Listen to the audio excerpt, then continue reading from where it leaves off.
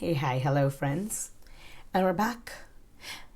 I'm recording very late, so my voice probably going to be a little softer than normal. With that said, don't think I'm any less angry.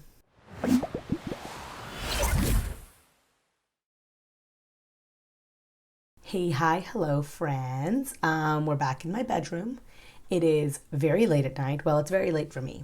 I'm an old person on the inside, and so I tend to sleep quite early because I get up really early. I get up at like between 6:30 and 7:30 a.m. most days. That's not my natural state of being. It's just how I have to be for work. So I tend to get up very early. Unfortunately, because of that, I am now not used to like being awake at night. And since I'm at my parents' house and there's like a little bit of a time change, I'm what I'm trying to say is it's late. I am still awake against my will. I had a bubble tea at an inadvisable time at night because my sister took me to a place and she said it's really, really good. I'm like, all right, okay, fine. I'll get something. Decided to now record, sit down and record. None of you are interested in this, I'm sure, but I figured I'd let you know, just in case you were. I have on all of the jewelry because I'm fundamentally in my pajamas right now, and I thought I should spice up this look with wearing as much jewelry as humanly possible. Last point I have to mention before we actually get into the video. You might see a little black dot flying around in here. There is, in fact, a fly in here. It is hot outside. I left the door open for a second. It got in, and now it's followed me into this bedroom, and I don't know how to get rid of it. So it lives here now. If you guys see it, I'm sorry. This is not the fly. This is me listening to How to Be a Heartbreaker by Mariana and the Diamonds. And this is me going very hard on the contour. I used my sister's Anastasia cream contouring palette, and I don't know what I'm doing. So I've essentially just drawn on my face.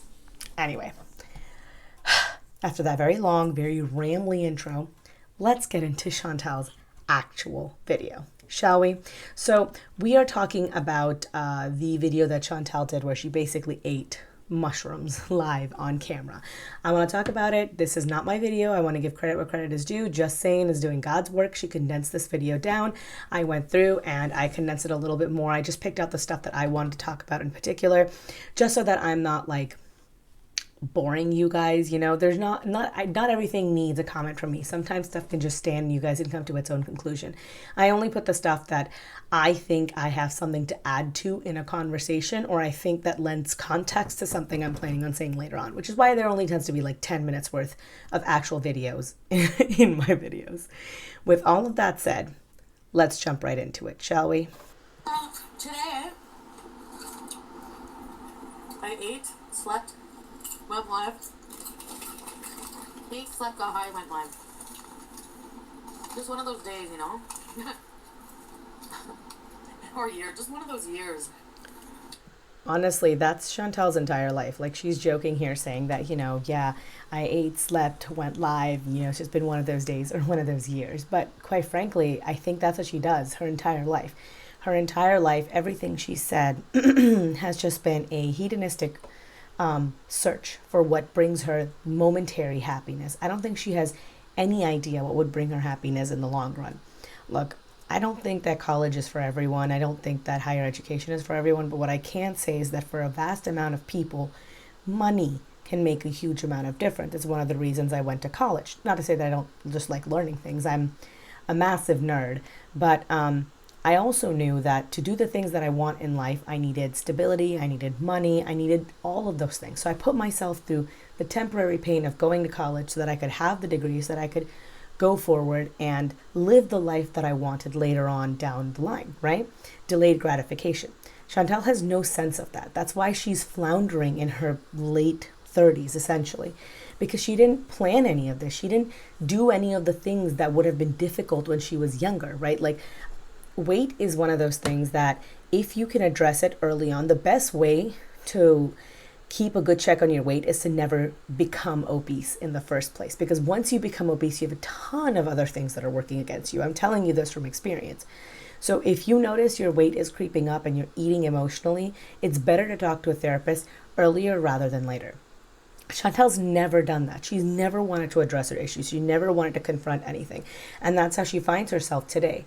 living her life essentially in one room, in one house, with very little friends and even less family, and just existing. I mean, I wouldn't call this living. That's all she's doing, is she's existing. And she's existing to fill that need, that void that she has inside of herself, that she could much more easily, much more comfortably fill with therapy, with love, with support from her friends and family. But she doesn't want to, because to get to that point would be difficult, because to fix those issues would be hard. So instead she does what she's doing now, which is live, eat, smoke, do drugs, have sex, and that's it. Hedonistic pleasure, and momentary one at that. But no long-lasting pleasure, no long-lasting happiness, no fulfillment in life. She might be happy from minute to minute when she's high on drugs, but there's no lasting impact to that, because it's not like fulfilling happiness. There are things that I do at my work, there are things that I do in my personal life that even when they're not making me happy, they make me content. And she doesn't have any of that, because she's not put herself in the position where she could avail any of that. She doesn't have the mental security, she doesn't have the friendships, she doesn't have the family. I fully believe that. And I know she has the love of her family, and I know that they would help her through hard times, but I fundamentally also think that Chantal isolates herself from them. Otherwise, I think she would have called them and told them herself that she was on drugs, and not just, announced it to the world first. I'm kind of getting sick of being in my room. So, I think tomorrow will definitely be leave the room for what? I'll leave the room. Montreal bees.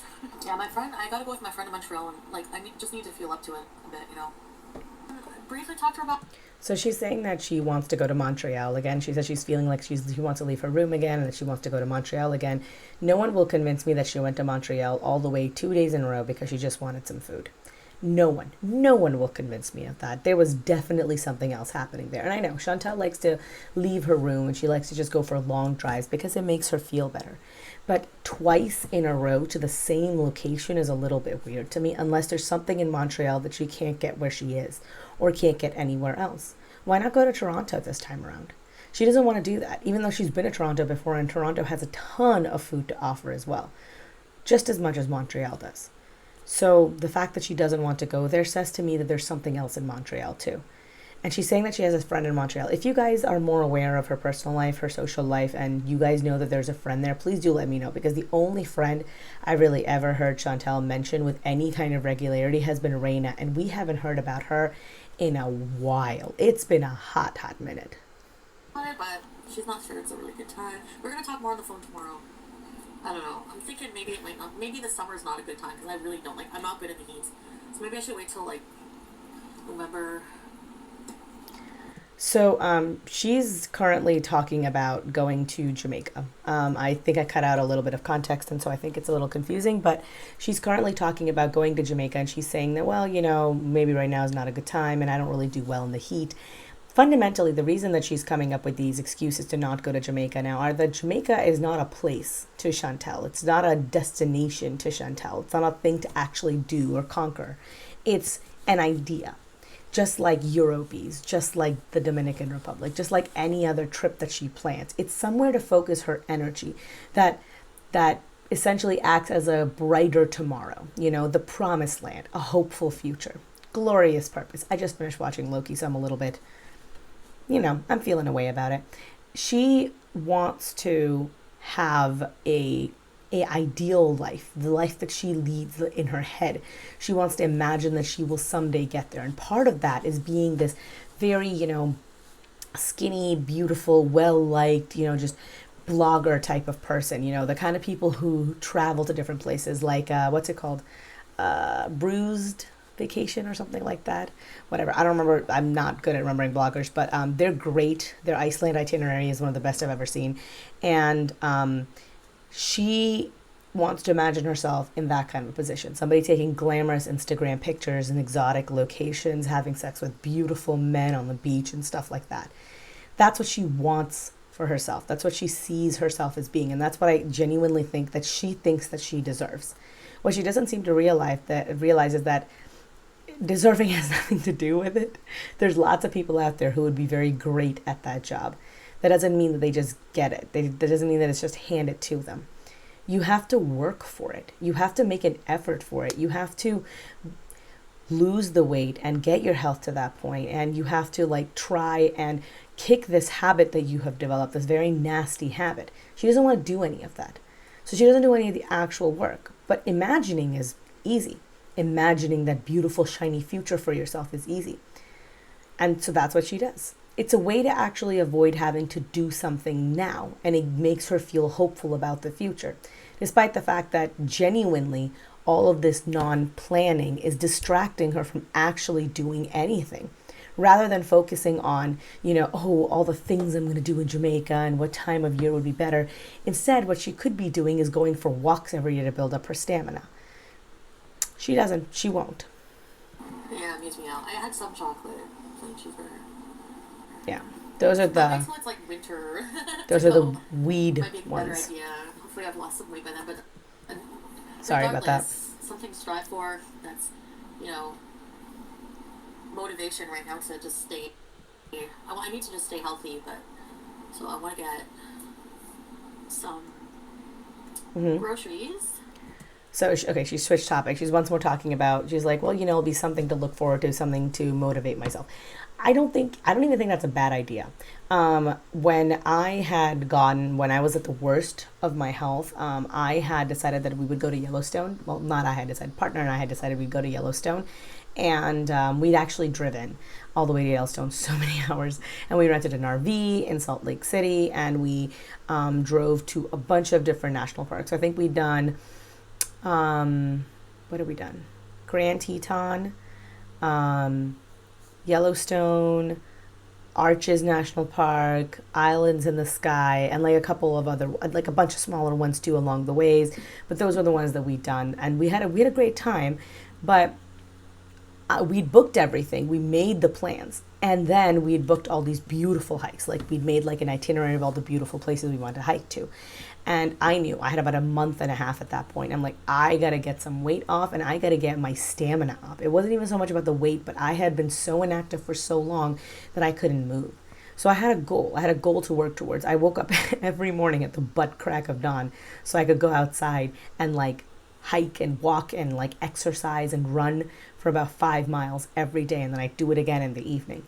And I lost weight, and I got healthier, and I built up my stamina. And when I went on those hikes, I still died a little bit because it was hot as all hell, not in Yellowstone, but in Arches National Park.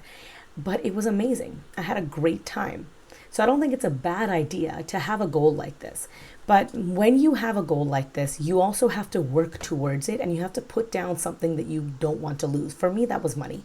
Right? We booked the RV, we booked the, a couple of the Airbnbs that we were staying in, we booked all of the campgrounds that we were camping in. That was money I was not going to get back. And I was motivated by that to make sure that I didn't lose any of that. For Chantal, I don't know if money is going to be enough. There has to be some other incentive to make herself go, something that she would be sad losing. And I don't know what that could be, genuinely. I'm at a little bit of a loss because other than food and drugs, she hasn't shown an enthusiasm for anything in life. Not even the potential fun that she could be having in Jamaica is enough to motivate her. I don't know if that doesn't get her out there. I don't know what will. So it's not a bad idea. I just don't know if she can motivate herself to actually get there. As for the weight, I don't think she's going to be very successful if she doesn't get therapy. Chantal only lost the weight that she did because of cocaine. The Ozempic might have helped a little bit right at the beginning, but we all saw how heavily she was using just edibles to counteract the illness that Ozempic induced in her. So she could not possibly have been getting the amount of benefit that she thought she was. In the end, all I can really think of is that maybe she fudged the timeline a little bit, and that's how she lost 70 pounds. Maybe she was using for about 3 months rather than for about 2 months, That's why I think that she lost the weight that she did. That's why I think that the Ozempic worked so well for her when it didn't for her mom. And I did a little light Googling, and Ozempic actually does not, it's not, if you guys know, it isn't actually a weight loss drug, though it has recently been approved for weight loss in the US. Ozempic will induce about a 4% body weight loss over the course of a year. That's kind of where it's shown most effectiveness. There's of course going to be like outliers, like people who are massively under or massively over, whatever. But the amount of weight that she lost is actually ridiculous. She should not have lost that much weight. Even the 50 pounds would have been too much. So I don't know what she's talking about. Obviously it wasn't that. Obviously it wasn't that. So if she doesn't get any therapy to address the issues that she had with food before she went on the cocaine, then she's not only going to not lose weight, but she's going to gain back all the weight that she has lost, because now she no longer has the drugs, the illegal drugs, counteracting the fat absorption into her body. Yeah, like to come a little bit later after, I think might be better. Because I am like, I can't even handle the like Canada heat. And apparently it is really hot in the summer there. Well, yeah, I'm not feeling the best mentally right now. So yeah. But I'm okay. Are you? I mean, I'll be okay. No, I do feel very fortunate for... So she's saying that, she's not feeling the best mentally, but that she's okay, then that she will be okay. I believe that she's not feeling the best right now. Chantal has mental health concerns, but that's not an excuse, honestly. What she has been doing recently has essentially been ignoring her mental health and using self-medication to make herself feel better. She's not doing anything that a doctor would recommend. She's not doing anything that a physician would approve. And she knows this, which is why she avoids the doctors like the plague, regular doctors, which is part of the reason why she goes to the ER, right? Like when you go to the ER, you have a new doctor every time. You get to see a new person. It's a blank slate each time you go. When you consistently see the same doctor, you have to be accountable to them because they know you as a person at that point. So she's saying that she will be fine, but I don't know if she will, because she hasn't shown a track record of ever really being able to pull herself out of these spirals. I think she's displaying some worrying concerns even now, because I don't know if she is taking cocaine, but she's definitely on something. She's definitely indulging in either THC or food, or even if it's just like the attention mongering that she does on the internet. It's something. All of the time it's something with Chantal. So I don't really know what she's doing, but it's always something. She's always found some way of distracting herself from her life. And I don't know if you can qualify that as doing okay. I don't know if she knows what it's like to be okay without those things. At the end of the day, I think that the only way for Chantal to truly be okay is to get off the internet, to cut herself off from all of her addictions, including attention. A lot for everything I have. I'm just feeling, still feeling really tired and everything from, yeah, you seem out of it. Yeah, I am out of it. A little bit, just really, really medicated. I let that clip in there because I really don't like the way that she says medicated in there. It's not medicated. You're just high. There's a big difference between being high and being medicated. When a doctor prescribes you something, they give it to you in a very precise dosage. They look at your body weight. They look at your previous history. They look at all of your mental health concerns. They look at drug interactions that you might experience, and then they write you medication. And that medication can be for something that's like normal, right? Like more traditional, I should say, not normal. Antidepressants or, blood pressure medication. Or they could be for something like weed, right? Which in Canada is legal for use. Chantal isn't talking to a doctor, though. You're not medicated. You're just high. Your doctor has no idea how much of this you're doing. And she doesn't want to tell him, because then that takes away her ability to actually just self-medicate. It takes away her ability to just do whatever she wants. And we all know how much Chantal hates that. But we don't know if the amount of weed that she's consuming, the amount of THC and CBD products she's consuming are actually good for her. I think it was Milk Tea Reacts who said in one of her lives that it can actually increase anxiety. Yeah, absolutely. It can drive down productivity. And then the times in between when she's not doing anything are going to feel even duller and more awful by comparison. Sorry, I'm a little frustrated with her. It's like late at night, and I just don't like how easily she conflates her own self-direction when it comes to her mental state and what an actual professional will tell her to do. Like they're interchangeable to her. Like you couldn't even finish college and you think that you have enough qualifications to diagnose yourself and prescribe the correct amount of medication. Ma'am. If I don't put my medication here, I'll forget it. You remind me to.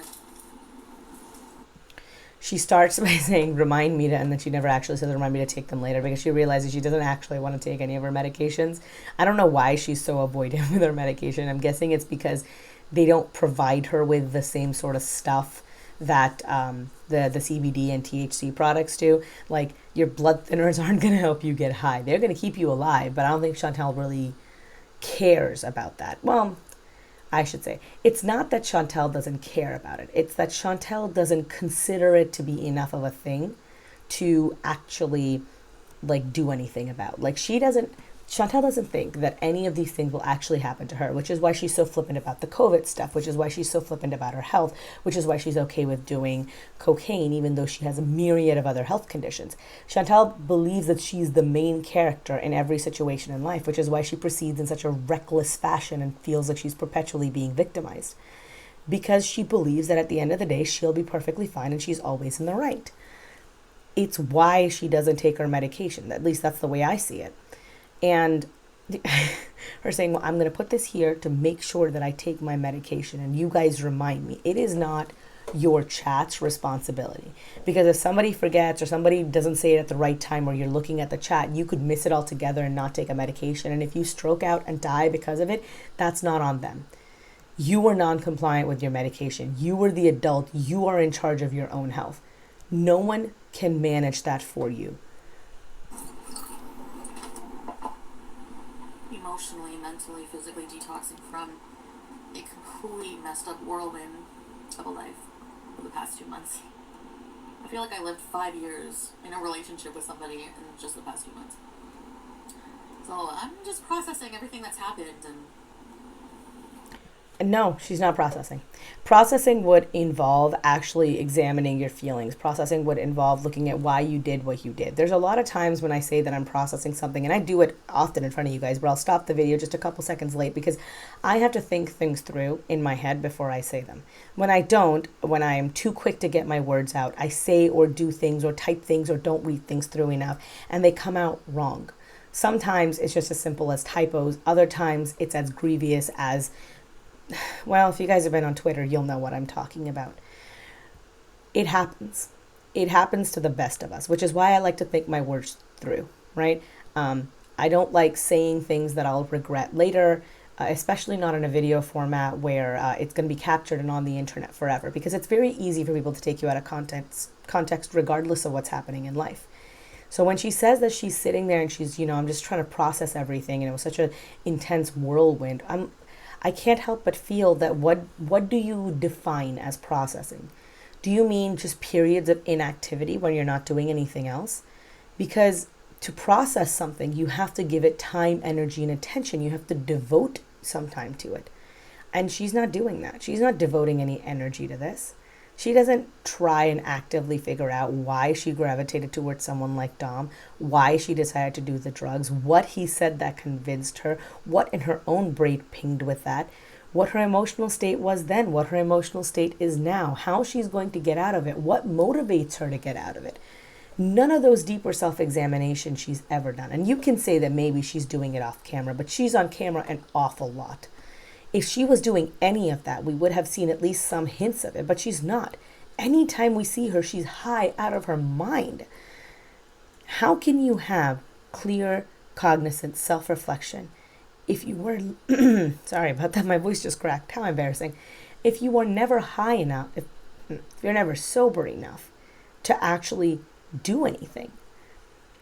You can't have self-reflection when you are not in your right mind. You simply cannot. It is impossible. And I mean that both in the she's medicated heavily, but also in the sense of if you are going through like a manic episode or something, you can't self-evaluate yourself when all of your thought processes are skewed. As far as the emotional detox, I 100% agree. I'm from what I've read, the detox from cocaine is very different from the detox of other substances. Like alcohol, it can be very, very dangerous. With cocaine, depending on where you are, it's not so much. It's a very fast acting drug, and for the most part, it clears out of your system pretty quickly. But the emotional part of it is much more dangerous to Chantal. She has a really big substance dependency problem. She has an addictive personality, and she's dealing with something from her past that she just hasn't been able to put into words or thoughts coherently. And she's been dealing with it again and again and again and again in the same manner. She just tries to bury herself in other pleasures and hopes that that barb, whatever it is, will just sort of be forgotten. But until you pull that thorn out of your side, you're never really going to heal. And that's the part she doesn't want to do. She can't process the thought of potentially having a wound there for a short period of time.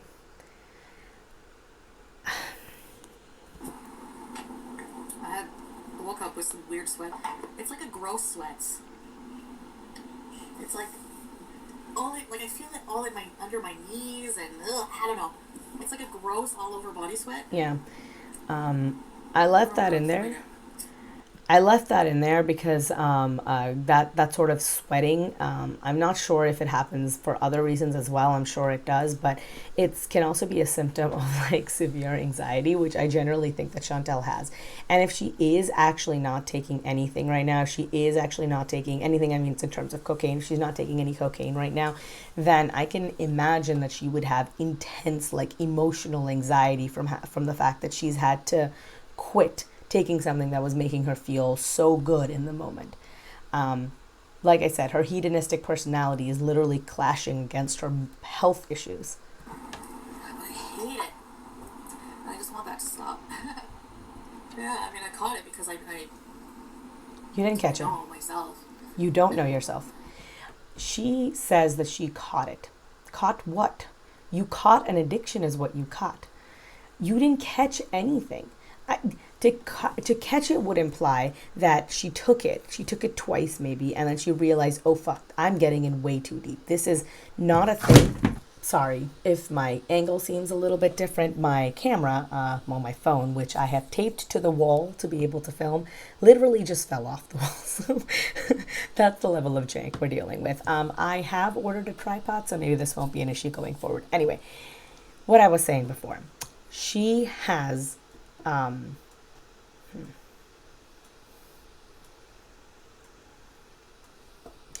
she didn't catch the addiction in time, right?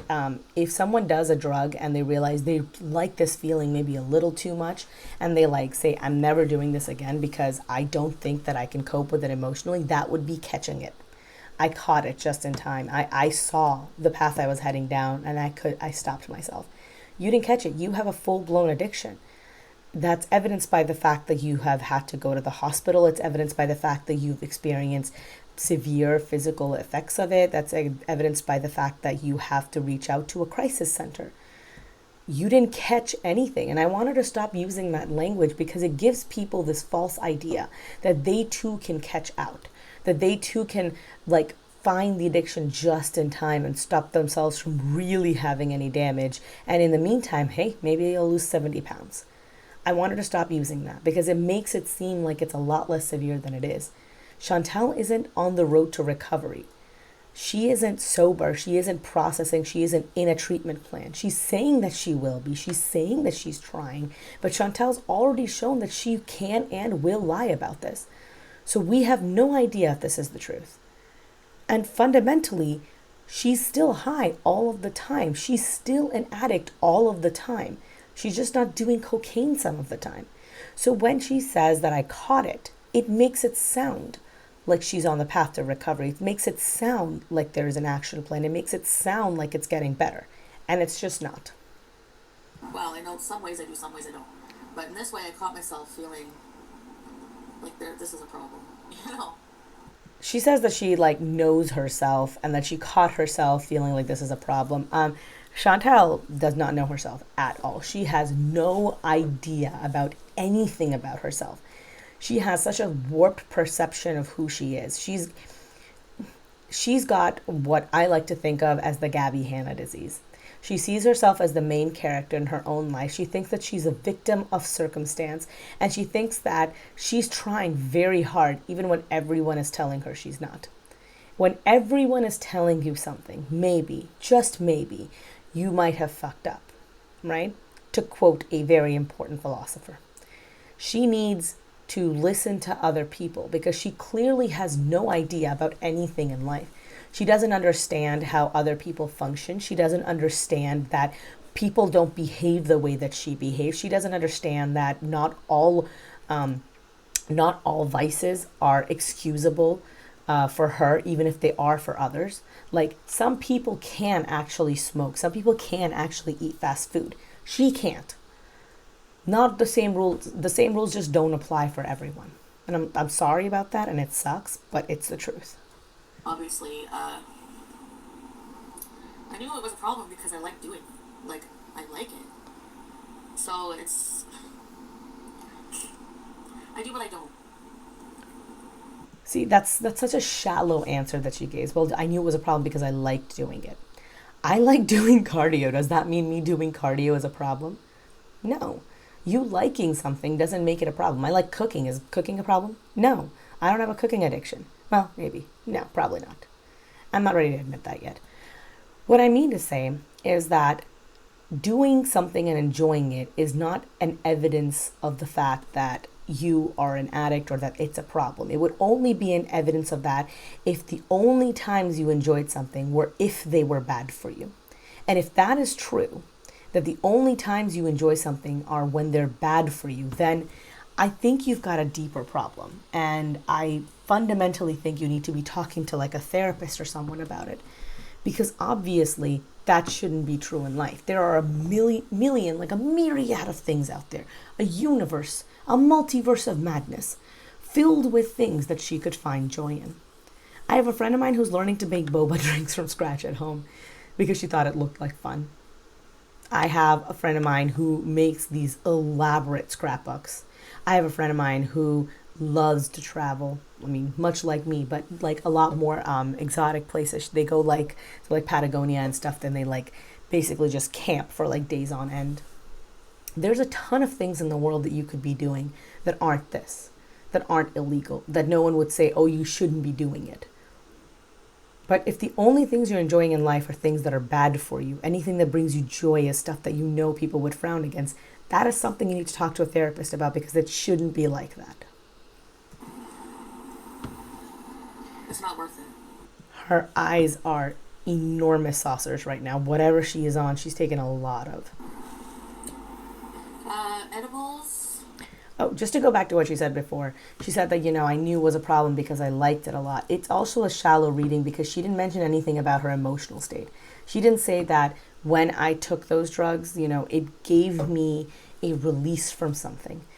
That's why when she says that I'm, just processing it, I don't think she is. Because she has no clue why she turned to the drugs as quickly as she did. She has no clue why, despite the fact that everyone warned her about this, she still went ahead and did it. She has no insight into her own actions. And that tells me she's really fundamentally done no reflecting. And really potently thorough. And my antidepressant, that's it. Just keep out of it. I'm very baked. And I've been baked for like 2 days straight. Yeah. So this is what I mean when I say that she's not processing and she's not sober. She's been literally high for 2 days straight. She might not be on cocaine, but I really don't think this is any better. And for anyone who's going to say that, well, marijuana is legal in Canada, it's not about legal. It's about the emotional state in which she's in. If she was drinking the way that she's doing THC, it would still be a problem. And Canada is not a dry country. So, that would be why. Treatment centers say weed is a no-no. Well, you know what? When they called me for the assessment, they asked me, he said, do you plan on quitting marijuana? I said no. And he said, okay, just asking. Well, I don't think that if you call a treatment center about being addicted to heroin, that's going to be their first concern. More importantly, the first appointment that you have with a lot of these places is just an intake. It's just for data collection so that they know what treatment plan would be best for you. That isn't an endorsement of your actions, and I think you know that. So I'm not going to be quitting marijuana. So therefore, I don't know. She's not. I'm not going to be quitting marijuana. What if she actually gets into one of these programs and they tell her point blank period, you have to quit marijuana because you're using it in the same way that you were using cocaine as a tool for numbing emotions? What is she going to do then? Is she going to say, no, I'm not going to do that? Is she going to go back to taking cocaine if to try to take it out of her hands? I don't, like, does she not, like, the fact that she can't even conceive of a world in which she's not allowed to do marijuana is really bad, especially considering that it wasn't so long ago that it was a very rare thing for her to take marijuana and be on stream. And now we're seeing it every single day. It's just like when we first started seeing her, like, mukbangs, right? For a while there, it was just every once in a while she would post a solitary standalone mukbang video. And now it's like every video has some aspect of her just overeating and overindulging in it. I don't want to be completely off of everything. I don't know. This is how I feel. Yeah, she doesn't want to be completely off of everything because she can't process her emotions any other way. She doesn't have any healthy coping mechanisms. Yeah, it's a choice. I really like cannabis and really believe in its effects, and I think it's healthier than taking a lot of bad, like, narcotics that some doctors have no problem prescribing for people. You know? You guys are helping just by... She's like, well, I think it's much better than, a lot of these narcotics that doctors prescribe. Doctors wouldn't be prescribing you narcotics. She has, like, emotional issues to deal with. They prescribed her, like, anti-anxiety medication and depression medication. She's got medication for cholesterol. She's got an estrogen patch. She's got all of these things. She doesn't have narcotics. They're not gonna prescribe her oxycodone, for example, for, like, emotional pain. Like, you fucking don't know anything. If someone is in a lot of pain, yeah, like cancer patients sometimes, yeah, we can be great for them, but you're not a cancer patient, Chantal. What you are is an attention whore and genuinely just overall a hedonist. What you are is someone who has had the most severe case of arrested development I've ever seen in my entire life. Someone who's so infantile that they cannot see that the actions that they're taking now are going to result in more pain for themselves later on down the line. You don't know anything, and the fact that you think you know better than doctors is actually ridiculous. I'm not saying that there aren't bad doctors out there. I'm not saying that there's not doctors out there who overprescribe and do it on purpose. But for every one bad doctor out there, I'm sure that Chantal's seen like 12 good ones. And I'm pretty sure 99% of them would not agree with what she's doing now, and she knows that. She 100% knows that. It's why she avoids them. Interacting with me. But if you're worried about how baked I am, don't. I'm totally fine. She's not totally fine. She's saying that, you guys are helping just by being here and interacting with me. They're putting a Band-Aid on essentially what's an amputated leg. She needs actual socialization. She doesn't want to leave the house, though, and she doesn't want to interact with other people because unlike on her chat and unlike on Twitter, Instagram, YouTube, she can't just hide people's comments. She can't just delete it. She can't have mods make everything better for her. In real life, she might actually have to deal with all of the negative things that come with behaving the way that she's been behaving, essentially like an asshole on the internet for years. So when she has the opportunity to go meet with people, she often finds ways of squirreling out of it. But she still wants the interaction. She still wants to talk to people. So what's she left with? The only thing that she has left then are essentially her talking to her internet friends. The problem is her internet friends aren't real, and they aren't willing to tell her anything that she actually needs to hear, not just what she wants to hear. I'm okay. I mean, I'm not super hyper because I'm very calm, and I might seem that way for a little bit because when I was doing... She's not calm. Calm implies some sort of peace. She's down. She's just down. Like, heavily, I would get so, like, anxious, and that's, like, for me, that's the worst part of it, is, like, just so anxious you want to jump out of your skin, and your heart's just like, da, da, da, you think you're gonna die. Mm-hmm. So it's like basically a panic attack. And then just like depression and the low energy, and like, so I'm gonna be lower energy because like the dopamine levels and everything returning to normal, and you know what I mean? They can't do that if you are still continuously taking drugs, though.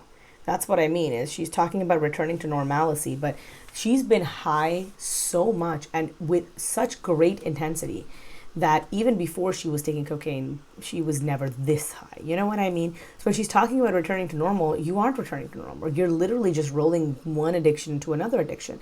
And just because it's legal and safer doesn't mean that it's better for you emotionally. Yeah, it's very normal that I'm gonna be down. And that's, without the THC helping with that, but I don't feel like depressed. Like, I don't feel depressed. I just feel, you know. Have you considered talking to an actual doctor about this? Someone who went to medical school to study this, who could perhaps give you something that might help you feel better or prescribe a dosage to you of, even if it is THC or CBD, that might help you feel a lot better than what you're feeling like right now? Because you haven't talked to anybody professionally. You don't know if you could be feeling even better than you are now. And I don't know, which is why I'm not saying that you could be. You are essentially just doing whatever you think is best, but your own perception is obviously warped. I mean, forget just not knowing medical stuff. Chantal doesn't know anything about how her own brain functions, which is why she comes to the conclusion that being baked out of her mind for 2 days straight is somehow better than being on cocaine for her emotionally. I'm not speaking physically or healthily. I think that when it comes to her actual like physical health, I think definitely being high is better than being on cocaine. That doesn't mean that emotionally that it's any better for her. Calm. Sedated. It's not calm or sedated. But that's what I like, to counter the effect of the, you know. If it's been 2 days, most of that should already be out of her system. What she's doing right now is taking away that emotional pain that she feels of not having the thing that she really liked, that took away a lot of her ability to process those emotions that she says that she's dealing with now.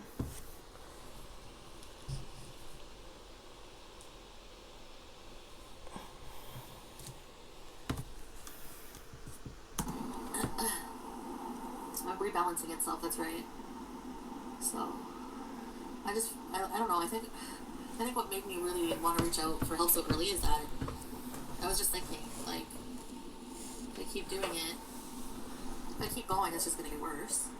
And then I'll just have more shit to undo. And try to repair my life and try to, like, it's just going to get worse and worse, you know?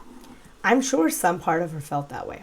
I'm sure that some part of her felt that, if I don't do something about it now, it's just going to get worse and worse and worse. But I also can't help but feel that there is a part of her, pretty big part of her, that also feels that if I tell people, then it's officially not my fault because now I'm an addict. And people are going to definitely give me sympathy and kindness and attention, the kind that I want then. Because I have a problem now. People have to understand that I have a problem now, right? And there's been so much talk, especially in the news recently in the past few years, good talk, I think, about destigmatizing addiction.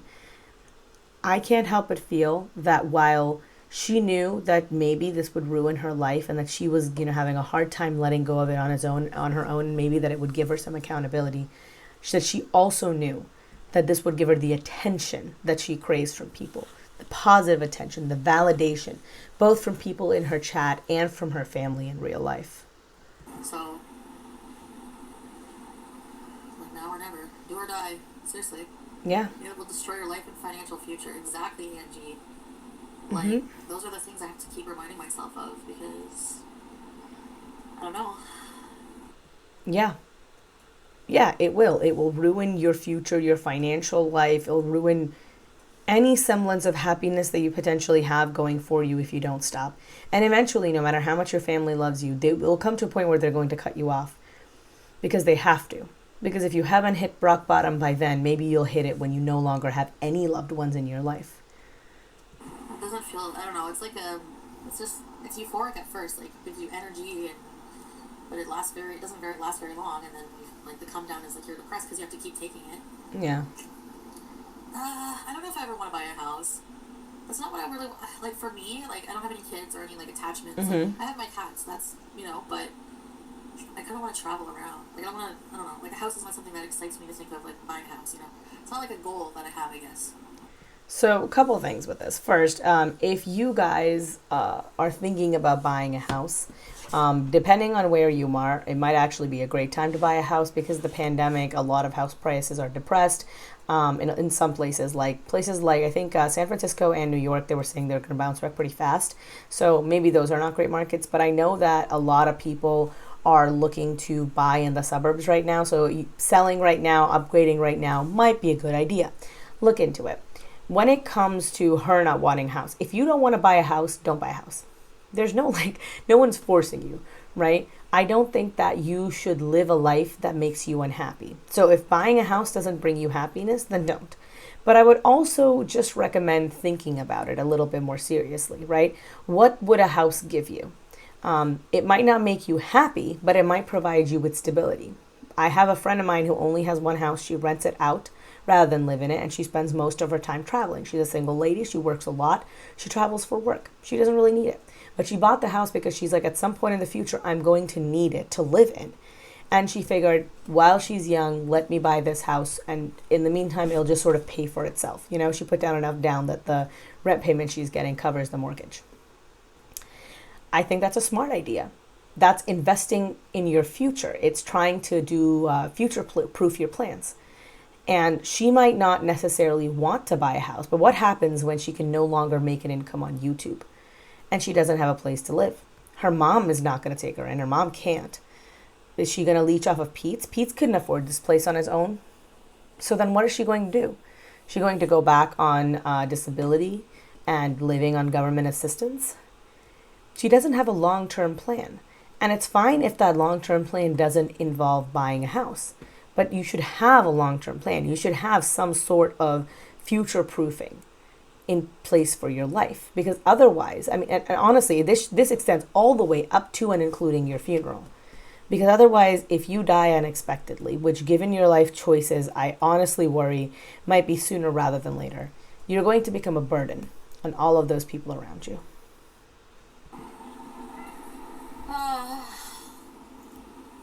And then I really want to start eating stuff like a whole bunch of vegetables, fruits, and lean proteins.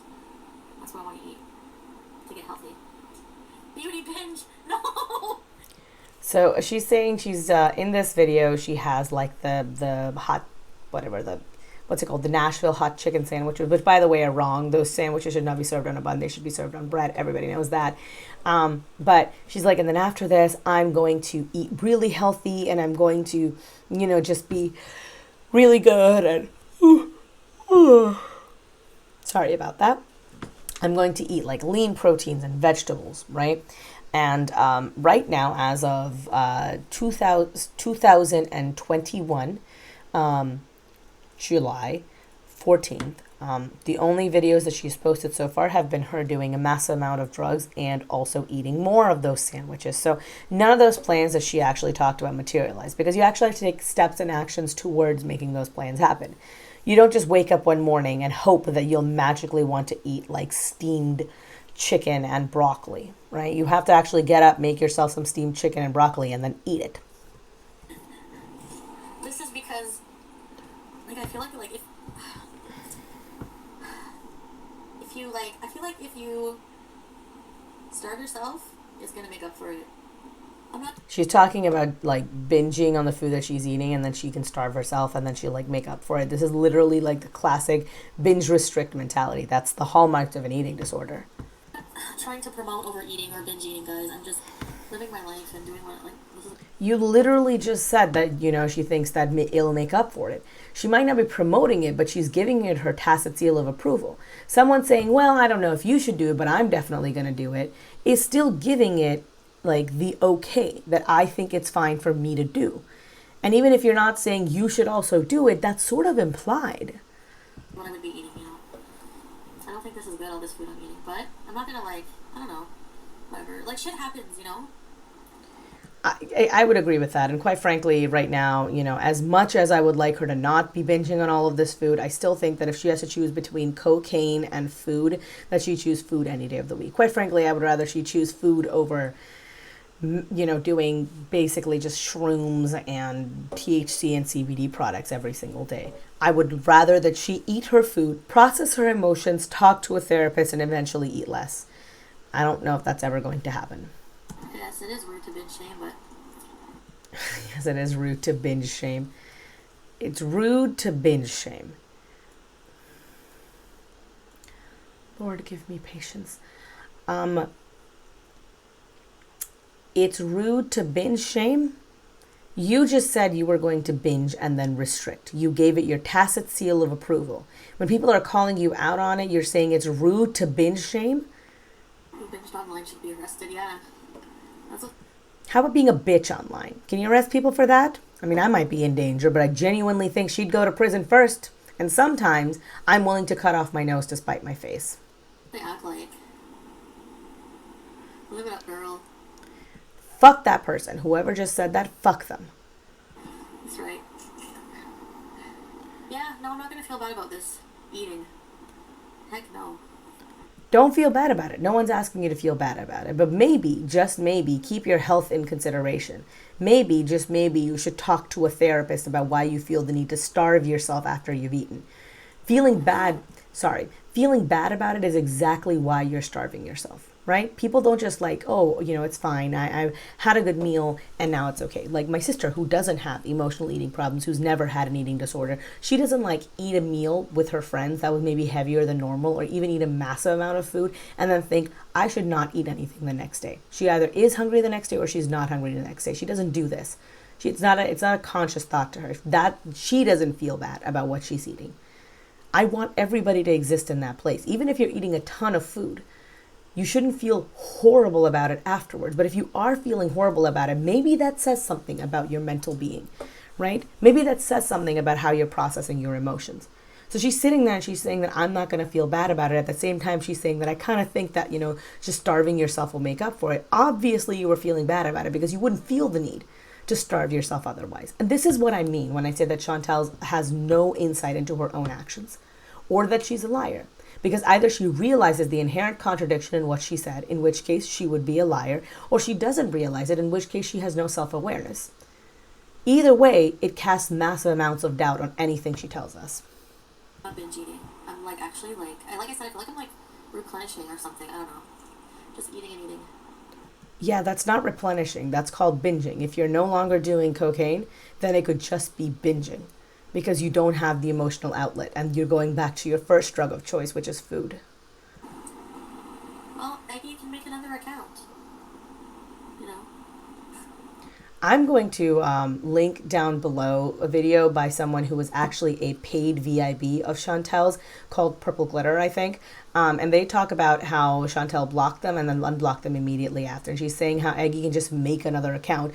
Eggy is someone, by the way, that she blocked and she has yet to unblock. The fact that you can't fucking do it for one of your own fans is absolutely disgusting. They're paying you. They're giving you good money. The fact that you are being this goddamn fucking lazy about it makes me just so unreasonably mad. You guys have no idea. I can't find the name. You can. You are choosing not to. Okay? Do not make yourself out to be an even bigger idiot than you are. You absolutely can. And you're absolutely choosing not to. You don't want to put in the effort because that'd be too much effort, right? God forbid you have to do more than the bare minimum in life. People I've blocked, don't make me eat my entire chocolate bar. I mean, everybody gets baked. They just don't do it on camera. And I know, whatever. I'm sure everybody smokes. I'm sure of it.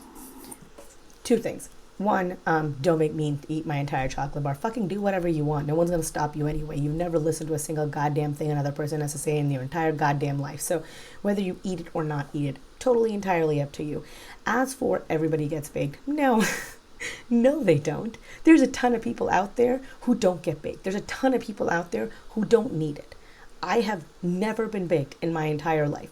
I've told you guys before why I would never do that, just from a personal issue point of view, right? I feel like I have addictive personality. I don't want to do any of that. More importantly, I've never felt the need to. I've never felt an emotion so strong that I thought to myself, I would like to literally smoke into oblivion. I would like to not think about it. It's not how I function. I like to know everything. I like to be in as much control of myself as I possibly can be. Not having control over my own actions is something that I fear more than you guys could possibly imagine. And that's one of the reasons why I don't like taking substances, because if I ever became an addict, I wouldn't be able to have control over my own actions, and that scares me. That fundamentally scares me. So no, not everybody does that. It's just you, Chantal. You're the only person who needs to smoke and be this high all of the time. And this is what I mean when she does this. Like, this is such a massive projection. She assumes that the way that she lives life is how everybody lives lives. She thinks that there is some sort of secret formula that we're keeping from her, that if only we would just tell her, then she too could be thin and beautiful and rich and well-liked. That's what she expects. That's what she thinks. She thinks that's what people are keeping it from her. She doesn't seem to realize that, no, just because part of the appeal of Instagram and Twitter and all of these celebrities is that they're supposed to make it look effortless. It's part of the shiny veneer of it. It's not reality. Most people have what they have because they work incredibly hard for it. They put energy into it. And I'm not going to say that everybody starts off at an equal playing field. Like, fuck, a lot of people start off on a very, very unequal playing field, right? So you don't get to where you are in life because you were just naturally gifted like that. But you also need to bust your ass. There's a ton of people out there with all the advantages handed to them that never made anything of themselves. Chantal doesn't realize that. She thinks that everybody is like her. Everybody is a college dropout drug addict sitting at home in one room in their house in a filthy apartment with a fiance they cheated on, living and dying in inches on the internet. That's what she thinks everybody is like in some way or another. And the fact that she doesn't seem to realize just how empty her life is so sad that I don't have words for. I have no powder in my drawer anymore. Should I take some shrooms? I don't believe it. What do you guys think? No shrooms? What? They don't make me trip out. This will do nothing. Ugh. It does a lot. It does a lot. That is so much. Okay, give me a minute. Oh, God. Christ. She ate so much.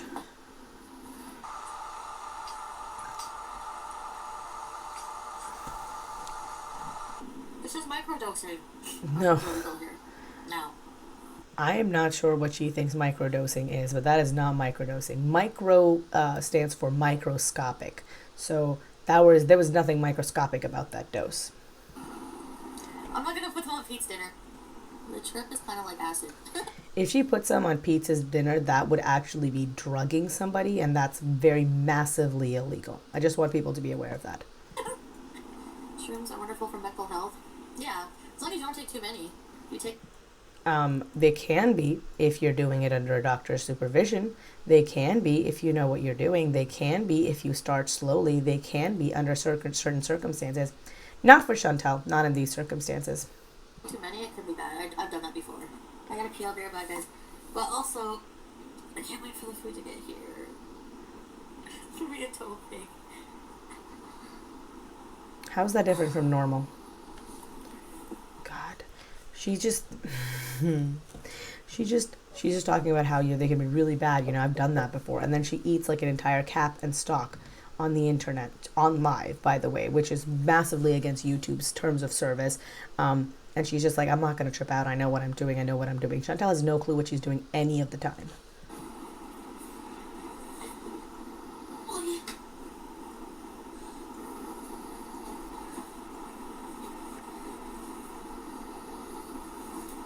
I'm just leaving this in here so you guys can see just the way that she's acting, so you guys are aware of just how high she actually is and just how much worse it gets. I'm leaving this in there mostly for context. And also, I wanted you guys to see how much grossness she's willing to allow on camera, and which is why it's so weird to me when she occasionally just sort of goes off of camera to like below her nose, when she's literally picked her nose and eaten the boogers on camera, when she's literally making us listen to her pee. See, she could have done that at her desk. She did do it at her desk a lot of times. So why does she occasionally go off screen? About what? Well, when I bought them, I was told they were legal. Well, ignorance of the law is not actually a defense from it. It's not legal to buy or use mushrooms in Canada. It is basically a little bit of a gray area in that people don't really prosecute for it. That being said, it's in no way, shape, or form legal. And you're doing it on the internet, which means there's a lot of proof, which means that if someone wanted to make a case out of it, they have all of the evidence they could possibly ever need to convict you. Okay? Oh, well, then shoot me, I guess. So now you know it's illegal. Are you going to continue doing it? Because I have a feeling you will. No. I'm not sure. Cool. Well, you know now. You should be sure now. You're saying that you're not sure. People are telling you, no, it's illegal. She's saying, well, I'm not sure. Are you going to look into it? Because if you're not looking into it, then what does it matter? You just don't care, is what you should say. Not you're not sure. I don't care that they're not illegal. But she doesn't want to say that. Because saying that she doesn't care that she's taking another illegal drug, another illegal substance, is going to make her look terrible. So she says, I'm not sure, even though literally people have informed her that you are wrong.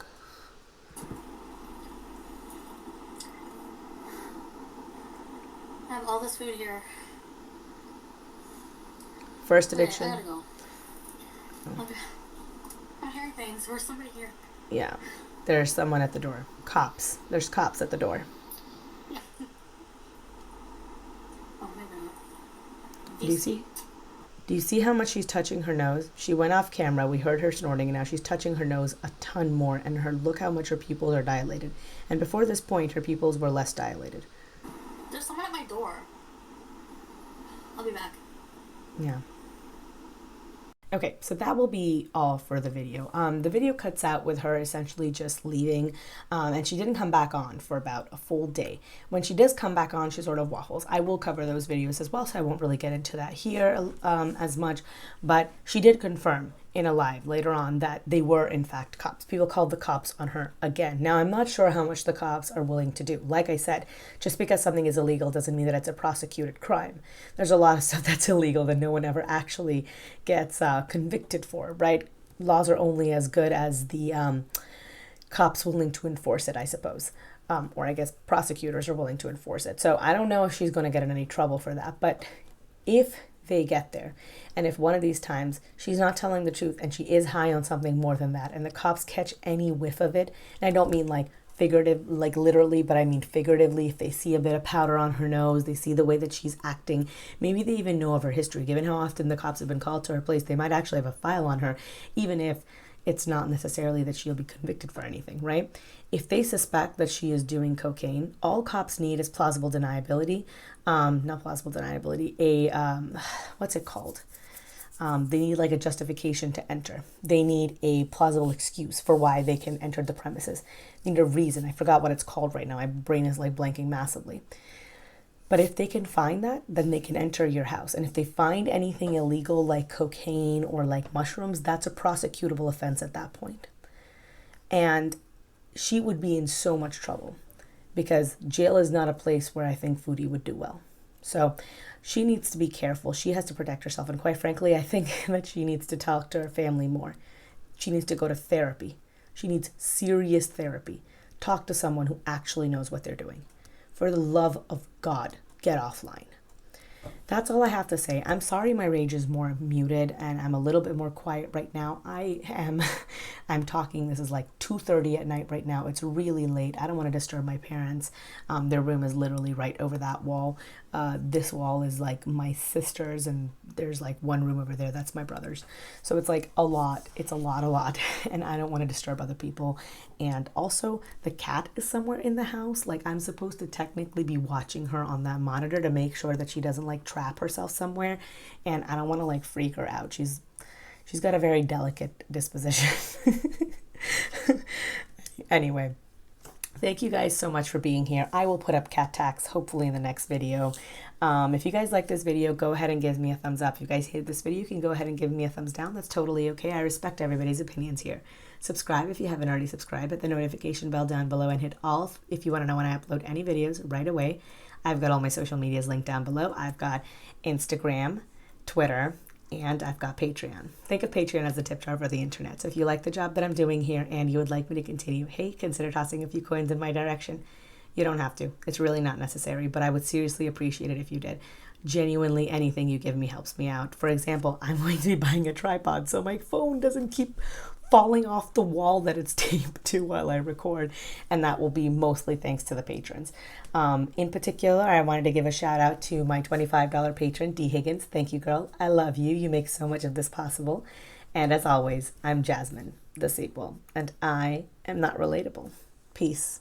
A special thank you to my patrons, Acrophobe, Ariel M, Christina, Courtney EP, Wild Rose, Santhal, Jam Beans, Lauren Chris, Debbie Elliott, Juliet Q, Justa Jude, Kate O, and a special thank you to my $25 patron, D. Higgins.